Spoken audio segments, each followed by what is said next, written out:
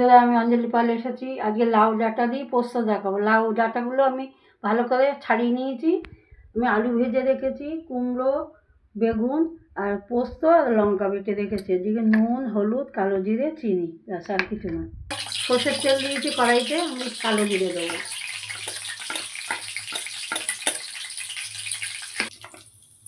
লাউ শাকটা দিলাম। দেখুন বন্ধুরা, এটা তেলে দিয়ে ভালো করে নুন মিষ্টি দিয়ে জল ছেড়ে গেছে। আমি আলুগুলো দেবো, ভাজা আলুগুলো দিয়ে দেবো।